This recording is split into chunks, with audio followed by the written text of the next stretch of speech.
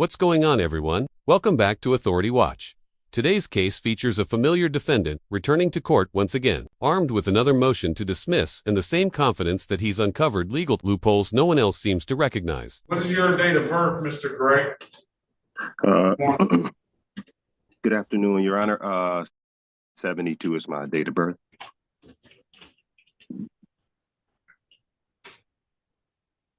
I have a. Can you say that again? Go ahead, say what you're about to say. I have a motion before the court, Your Honor.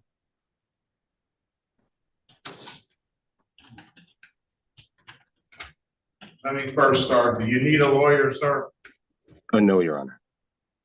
City of Detroit versus Christopher Gray. State your name for the record, please. Christopher Lamar Gray.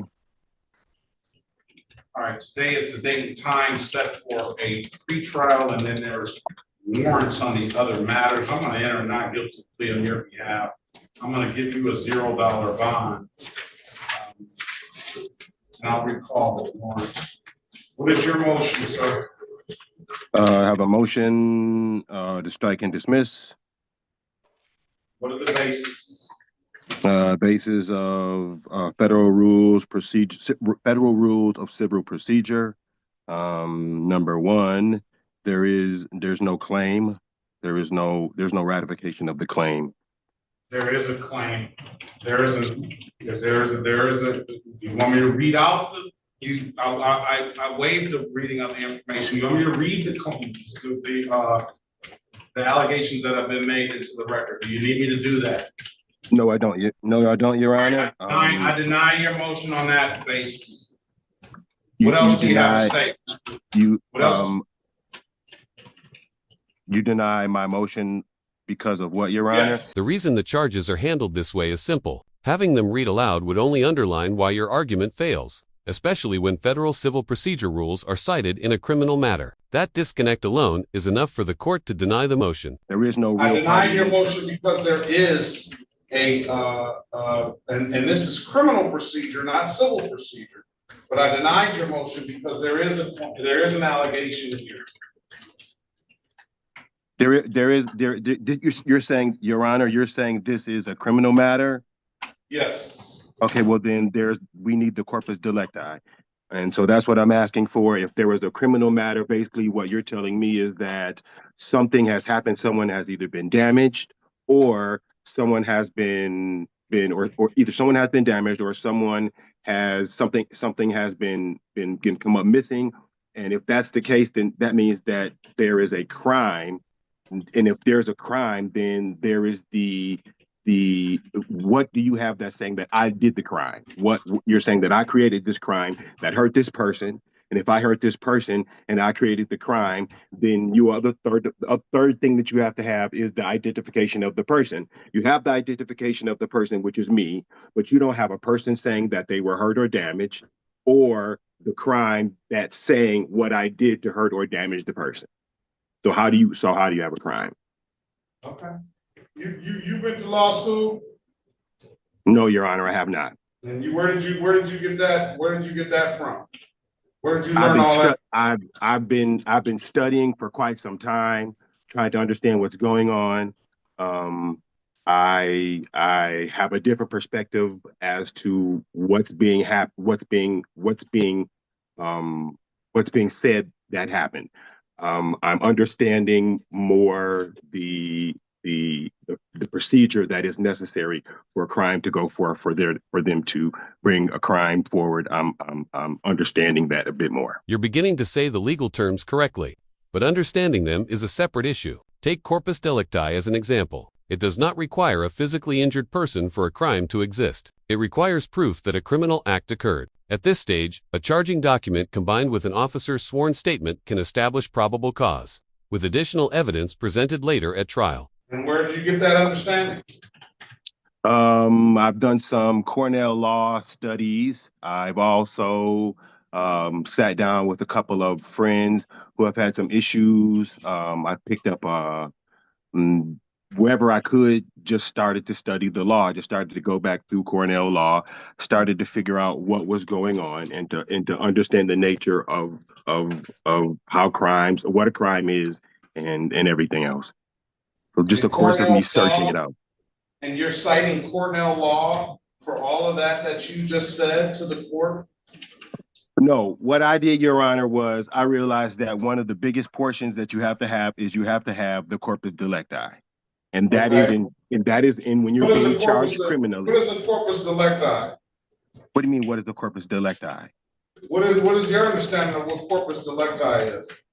That is the corpus delicti is the law that's saying that there is a crime that's being committed. So in order to do that, you have to show the corpus delicti, which is you saying this is what happened. This is how this person was damaged. So, There is no the person. officer on this day, on these dates, because I got a lot of them, said that I you object. drove. I object. The Don't officer interrupt. works. Don't interrupt Okay, me. I Don't apologize, interrupt. Your Honor. I apologize, Your Honor. My apologies. Officer says that you drove a vehicle that wasn't registered and wasn't titled, or titled and or untitled, that you drove without a valid driver's license, that you drove without valid insurance. Again, on a different occasion, they allege that you drove without a valid driver's license and no insurance. And then on a different occasion, they allege that you drove without unregistered or untitled or both, and drove without a valid driver's license, repeat offender, that you failed to have a trailer plate, and that you failed to secure a load on your vehicle. And on another occasion, on the same occasion that you failed to secure, that they allege you failed to secure the load, failed to have a trailer plate on your vehicle, that you didn't provide a valid driver's license. So those are the crimes. And in state of Michigan, whether you agree or not, they are crimes. So based on your motion and all of that stuff you talk about, corpus delicti and things like that, the court denies the motion. Okay, based on those reasons I just said. Now, how do you want to move forward? Because wait a minute, I'm not finished. My apologies, Your Honor. How do you want to move forward? Because in my experience, someone that comes into court, as you do, you do not want to take an offer. You do not believe that you need to have plates or registration or insurance. And you just disregard all of that portion of the law, and either you are going to move forward by having a trial, or you're going to take a deal. What do you want to do, sir? Your Honor, first I want to put my objection on the record. What exactly is the objection here? The court offered a clear and basic choice. You may proceed to trial, or you may attempt to resolve the matter with the prosecutor. Those are the available options, and the question deserves a direct answer. And at that point, whatever your objection is noted. What do you want to do, sir? Do you want a trial? You have two options: trial, or you want to take a deal. Your Honor, I request a jury trial. A jury trial. A jury trial, yes, Your Honor. Very good. Ms. Mathis, I need a jury trial date, please. And if I may, Your Honor, what time is Mr. Gray presently docketed? I don't even think it matters, but I'll tell you. I don't think it matters. He's got the newer cases and the older cases are pre-trial at 8:35. Christopher Lamar Gray, and then he had some in warrant status. I counted 1, 2, 3, 4, 5, 6, 7, 8, 9, 10 cases into the record. You know what I want to ask Mr. Gray, and you can choose to answer it or not. Yes, Your Honor. But what I surmise and what I've heard, and I don't know if you're alleging the same thing, is that and you basically did allege the same thing, that no crime has been committed because no person has been, the people of the state of Michigan are in danger of you driving without the proper documentation or anything like that. But I don't, and I'm gonna surmise, and you can correct me if I'm wrong, that you're gonna say that there's no jurisdiction to be able to pull you over because no one has been injured. Is that correct? I think that what I'm saying is that the city of Detroit had an officer pull me over to say that you're not following these rules. And my stance is, okay, well, then that's fine. If we're following rules, then therefore, let me make sure that you as well as are following the rules, because if I don't do that, then freedoms are lost. So that is in which, that is the way that I proceed to say, okay, well then if we're playing cards and we playing show me yours, if this is your hand, then this is mine, and let's proceed accordingly to the law. That's it. That's my only standing is if someone doesn't stand up every once in a while and define the edges, then they all disintegrate and people lose rights. And you know something? With that being said, I would agree with you 1,000%. That's why I pride myself, and I hope I'm doing a good job for the citizens that come in here and the police for that matter and the prosecution, that I am calling the balls and strikes right. And if something doesn't proceed as it should, then I will dismiss the case one way or the other. But in my short time on this bench and in my time at practicing law as a defense attorney, I get this, you know, they can't pull me over. I've heard the corpus delicti, first time the civil procedure has been thrown at me. But from from the way I see it, is that you just don't feel that the police have a jurisdiction to pull you over for these issues. Is that correct? Do I have again, Your Honor, what I feel is that if we are following rules, that if I have to follow the rules, and every person out there, all of these officers, everybody else has to follow the rules. So if it comes down to it, what I'm gonna hope that you do by the time you come back on the trial date, jury trial date is gonna be strike that, March the 18th, 2025. Thank you, Your Honor. You're probably gonna have an audience because everybody follows me on these cases all the time. I understand. As for procedure, jury trials are available, but they are not typically recorded or broadcast. That reality does not affect the legality of the process or the standards applied once a jury is seated. All right, and I don't know if that's what you want, but we're gonna do that. It's not that. March the 18th, 2025. We're gonna have a final pre-trial date. Final pre-trial. This is to you, Mr. Bowman, especially the day before on February 17th, 2025 at 8:30. So Mr. Gray and Mr. Bowman, Mr. Bowman, I need you to have all your officers appear on that date. Who's ever going to state these allegations, so that we know that we're not just summoning the people of the city of Detroit to a jury that's not actually going to go. So all parties must appear, and that can be via Zoom. And the trial is going to be in person. All right. All parties must appear on final pre-trial date and obviously on the trial date. And what I would implore you to do is you need to figure out the right game, because it doesn't sound like you're playing the right game.